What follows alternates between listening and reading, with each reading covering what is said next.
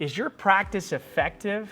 Does it actually make a difference when you train into how you score? And does that practice actually transfer to the golf course? Today I'm going to show you a new mode called Performance Center. It is by far the best way to practice. And if you want to take your range game to the golf course, you must use this mode because it forces you to use some of the principles that actually make a difference in taking your range game to the golf course. Because most golfers practice very inefficiently. They're using the wrong styles of practice, or they're just doing it way too much and not using the real practice method to actually take what you're doing on the range and take to the golf course. We're gonna dive into this Performance Center mode. I'm gonna show you how to use it. I'm gonna show you the best settings, and I'm gonna show you how to practice so that you can take your range game to the golf course. Let's get into it. To find the new Performance Center mode, you're gonna go to Practice.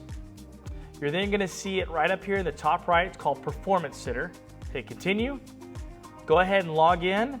You can sign in using the app, or you can log in, or you can just continue as a guest. Next, I'm gonna change some of my settings. First thing you wanna look at is the altitude you're playing at. Here in West Texas, we're at 3,200 feet. That's already good to go, but I'm gonna change a couple of other things. I'm gonna change the green firmness to soft. I'm gonna leave the stimp and the altitude alone. Right behind my camera here, you can't see because my camera's actually in the way here, there's another tab called View. I'm gonna go ahead and click on that. I'm then gonna change the camera to follow. I personally like that view better. You can leave it at player if you want to, but I personally like follow. I'm gonna turn the markers to always on. I like to set the post-shot timer to 4 seconds so I can see the data, and then I'll leave the graphics quality the same. And then I'm gonna hit Save Settings. Now you just gotta hit Start Practice. At the very top, this is where you select your distance. You can select a range of distance, so for example, 50 to 150 yards, or a lot of times I'll knock this down to 130. You can also change it by clicking this and dragging.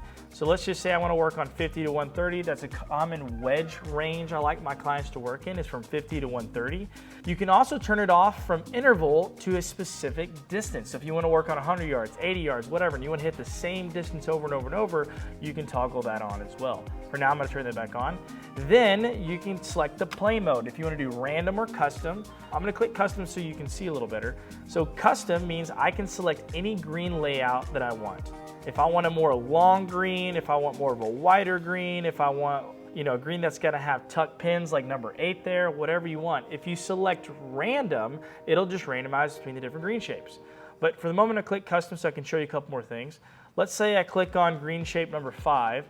Then if I have this toggled on, it's gonna go anywhere from 50 to 150 yards at number 5, but it's gonna randomize the pin location between 1 and 8. Now, if I wanna work on just a pin right in the middle of the green, I can select number 4. And now it'll randomize between 50 and 150 to number 5 green to number 4 pin location. Again, if you want to make it randomized, go ahead and click random. And if you want it to be truly random, then you just click random there as well. Select the settings to whatever you're trying to focus on, whether that be wedge ranges, mid irons, long irons, maybe there's certain green shapes you struggle with, whatever that may be. This is by far the best mode to work on hitting greens and regulation. That's one of the number one things most of my golfers need to work on, is just hitting the green. Not necessarily getting it close, but just hitting the green. And this way you can work on the different green shapes, you can work on strategy. It's by far the best way to practice. This is something I've been super stoked to see come to TrackMan. When you're ready to go, you're just gonna go ahead and hit confirm at the bottom right. And here we go. On the left here, you can see your data. You can hit edit, and you can edit the data points you want to see there. I'm going to leave everything just like it is for now. Down here at the bottom left is where you're going to see all your stats. It's going to show you what your strokes gained is, which is the method they use to score. If you don't understand strokes gained, I'll get to that maybe in a later video. You can look it up. Also at the top right, it does explain what is strokes gained up here and kind of how it's scored. So you can pause the video and read this if you want to. But it is there if you're trying to understand it. And then down here, you can see the parameter that it's gonna display over here on the left. And then down here is the yardage you'll be going to. Every time you're you're going towards the pin location there, it's going to tell you what the yardage is in the bottom left. And then if you ever want to change your settings, you can do that here. Over here on the right is your mini map. This little circle is the average proximity of a tour player. At the time of recording this video, that's the only option you have, but I do know that it's coming to where you can select different handicap groups. So if you're more of a 10 handicap, then it's going to give you a circle for the average 10 handicap. I know that's coming. Currently, it's not there. And then I'll show you this here in a little bit, but you can see a full summary of your practice session right here. Now, before we get started, there's one more setting I personally like to change, and you can't change it until you get in here. I'm gonna click this little sandwich menu in the top left. Then I'm gonna select game. Then I'm gonna come down to scoring, and I'm gonna change it to total. Now, here's the difference between total and carry when it comes to this practice mode. Carries, wherever the ball lands, it stops. If you're trying to work really hard at hitting your carry number, then this is the perfect mode, and that's the stock mode it starts on. But if you want it to be more like on the golf course where the ball hits and rolls and spins backwards and does all the cool things on the real golf course, then I would leave it to total. I personally like to use total because I feel like it represents more of what's really going to happen if the ball releases and stuff like that. But there are times where I might want to work on just sheer carry. I just want to know where the ball lands, not the total. Again, I'm going to select total, then I'm going to hit back, and it's going to take me to home screen. Now I'm ready to go. Now I'm going to hit a few shots. I'm going to show you some of the data. I'm going to show you how it works. And then I'm going to hit a few balls, change a few distances, and then we're going to look at the full summary so you can see how the data comes back to you to discover how efficient different yardages are in your game. All right, my first yardage is 80 yards, and I'm going to a back pin location. I'm going to see if I can't flight this in there to that pin and keep it just below the hole.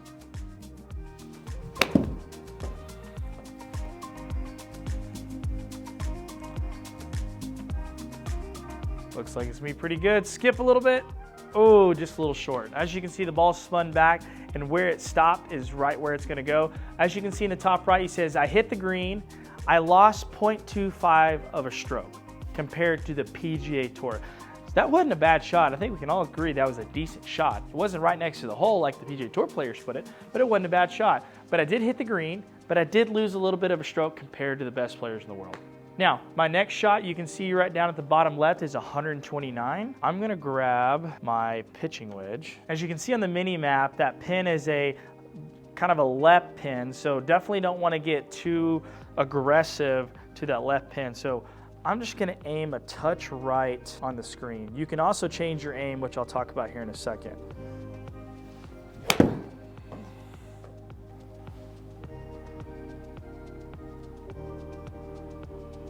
Settle just a little bit. Perfect. There you go. Now right there, as you can see, it says green again. I gained 0.35 of a stroke this time, so that helped. Now I have 121 yards to a back pin. I'm gonna hit I'd normally hit my 50 degree here, but I am gonna hit this pitching wedge because I do wanna fly it in a little lower.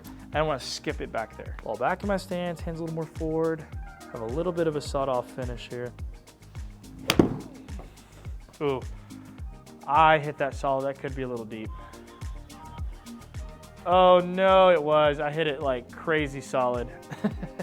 So as you can see, I went over the green. I was in the rough there. 0.43 is what I lost. Actually a great quality shot, but I just nuked it. All right, I'll tell you what, I'm gonna try to redeem myself on that last shot here. Again, I'm gonna aim a hair right because I don't want to flirt with missing the green left. Because I'm telling you what, I'll tell you as a coach right here, you don't want to miss greens from this yardage. Definitely you want to try to put it close, but really the key is for most golfers is you just don't miss the green from this yardage. That's where this mode can be super helpful, is because you just need to work on hitting the green and forget the pin. Yes, it has you going up the pin, but really the objective here is to hit the green, because at this yardage, you just can't miss the green. You don't want to be losing strokes here by having to have a potentially difficult chip shot trying to get up and down. Especially you don't want to miss it left and short side yourself. I'll tell you what, let's really quickly, I'm going to jump on the software again and I'm going to show you how to change your aim so that you don't have to aim left or right on the screen. To change your aim, all you have to do is go over to the mini map and you can drag the cursor and it gives you the yardage. It looks like there's a little bit of a glitch there at the moment with it showing up high. This is actually a beta, so I know they're gonna be having all these little things fixed. I'm gonna aim a little bit more towards the middle of the green, just like that. Now I'm gonna go hit my shot. All right, 127 yards. I'm gonna put the ball a little back in my stance. I'm gonna try to flight it low again. So again, my goal is to put this on the green. Oh, I flared it just a little bit. Hopefully it comes back a little bit. A little draw. It's gonna be close. You know what? Safely on the green. That was my objective. I didn't hit it great, but now I got a decent chance for a 2-putt. Now for my final shot, before I jump into showing you the analysis of how I hit all my shots, I'm gonna go for this pin. It looks like a super tucked pin right there. I'm gonna make sure I get it on the green. My miss should be a little bit left because again, the goal is to hit the green here. Let's give it a shot.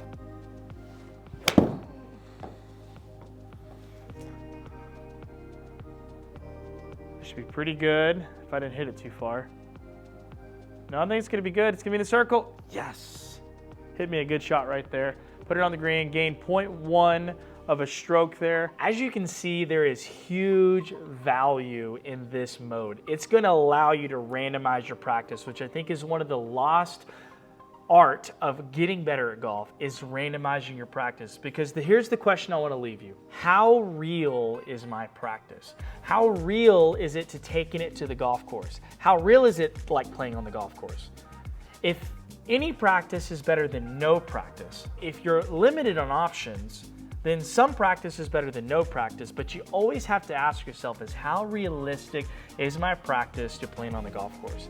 Randomizing your shots, going to different green shapes, going to different pin locations, that is making it is just about as real as you can get it without having to deal with the elements of the lie, the wind, all the other things outside, but this gets you so close. So this is why I think this is the #1 place to practice when you're really trying to take your iron game and you're trying to transfer it out to the golf course, because it randomizes it between yardages, it randomizes it between green shapes, and it randomizes it on pin location. You can really dial things in and work on hitting greens. It's by far the best mode to practice. Let's jump into the analysis of the shots. I want to show you how that works. To see the summary of your shots, you're going to go to full summary right here. And this is going to show you the different yardage ranges. Like for example, I hit one shot from 75 to 100, I hit one shot from 100 to 125, and I hit one shot from 125 to 150. Or I hit 3 shots, I'm sorry.